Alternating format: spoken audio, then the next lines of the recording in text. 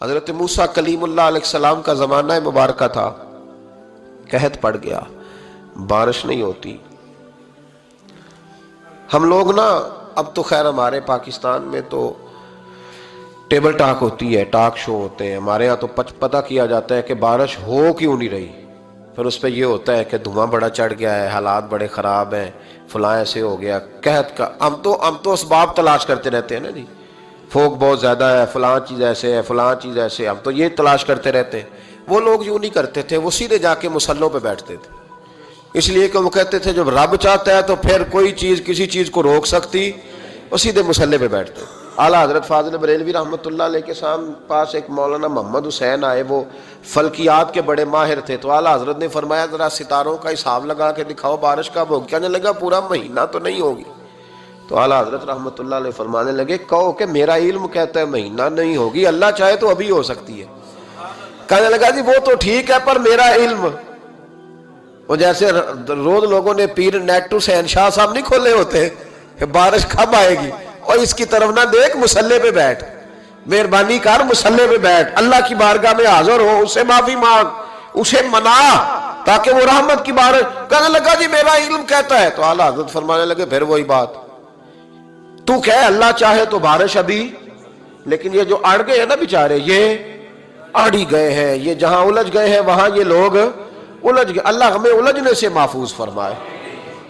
تو اعلیٰ حضرت اٹھے تو فرمایا ٹائم کیا ہوا ہے گھڑی پہ؟ کہنے لگا جی 12۔ تو اعلیٰ حضرت نے گھڑی گھمائی، اب کیا بج گیا؟ کہنے لگا 4 بج گئے۔ فرمانے لگے بج گئے نا 4؟ کہنے لگا جی آپ نے گھڑی گھما جو دی ہے۔ فرمانے لگے اللہ بھی جب چاہے تو ستارے گھما دیتا ہے، اللہ بھی ستارے گھما دیتا ہے بارش۔ کہنے لگا جی وہ تو ٹھیک ہے پر مہینہ نہیں ہو سکتی۔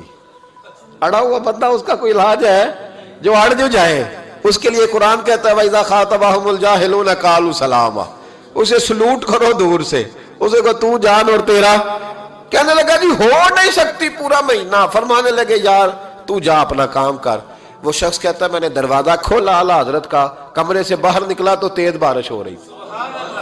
واپس آیا تو میں نے کہا احمد رضا یہ عقیدہ کہاں سے لیا ہے؟ فرمایا دروازہ مصطفیٰ سے لیا ہے صلی اللہ علیہ وسلم۔ تو یاد رکھیں کہ اللہ کو منانا چاہیے، استغفار کرنا چاہیے، اس کی برکات۔ حضرت موسیٰ ساری قوم کو لے کے نکل گئے۔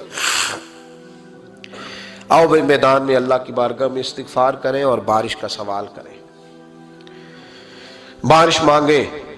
جب باہر نکلے دیر تک دعائیں ہوتی رہیں تو حضرت موسیٰ علیہ السلام کو رب کریم نے وحی فرمائی کہ موسیٰ آپ کی قوم میں نے ایک شخص ہے جس کو 40 سال ہو گئے نافرمانی کرتے، اس نے رب سے صلح نہیں کی۔ کتنے لوگ ہیں؟ ایک، اور 40 سال سے وہ نافرمان ہے، اس کو مجمع سے نکال دو بارش ہو جائے گی۔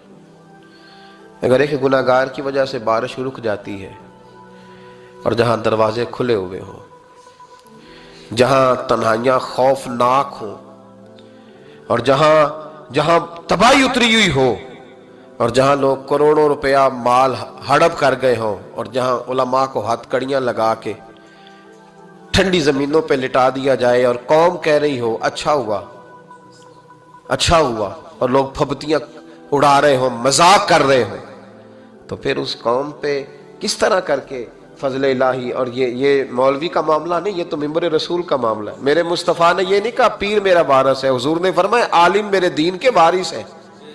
ہاں حضور نے فرمایا جس نے عالم کے چہرے کا دیدار کیا سمجھے میں نے اپنے نبی کی زیارت کی ہے۔ لیکن یہاں تو خیر یہ عنوان نہیں، ورنہ میں اس پر جاتا ہے۔ تو کہا ایک بندہ ہے 40 سال سے اللہ کی نافرمانی کر رہا ہے، وہ اگر نکل جائے تو بارش ہو جائے گی۔ حضرت موسیٰ نے اعلان کر دیا بھی ایک شخص ہے،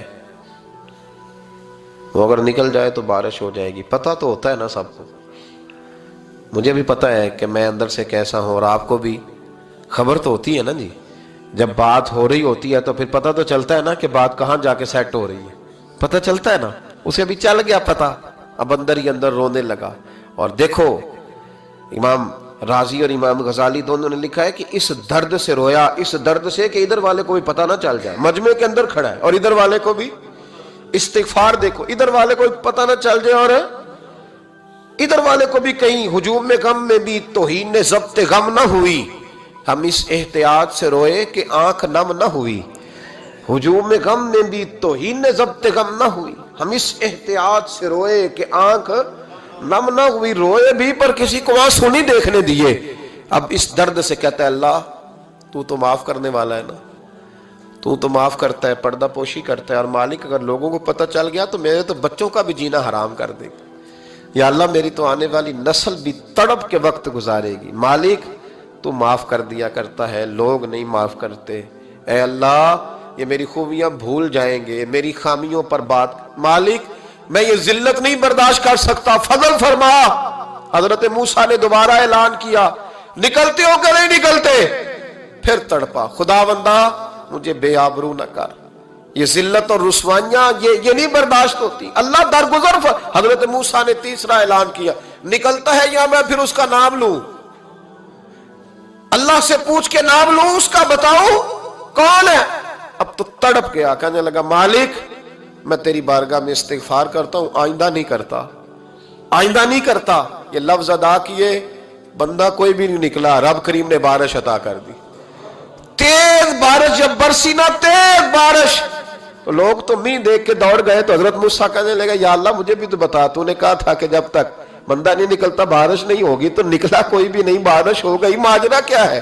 تو رب کریم نے فرمایا موسیٰ بس اس نے مجھ سے صلح کر لی, اس نے مجھ سے صلح کر لی. اور امام غزالی نے لفظ لکھے, حضرت موسیٰ نے پوچھا, حالانکہ اللہ اپنے نبیوں کو غیب کے خزانے دیتا ہے, پوچھا کہ اے اللہ مجھے اس کا نام بتا دے. تو رب کریم نے فرمایا موسیٰ جب گناہگار تھا تب نہیں کسی کو بتایا, جب پاپی تھا تب نہیں بتایا, جب مجرم تھا تب نہیں بتایا, اب کیسے بتا دوں؟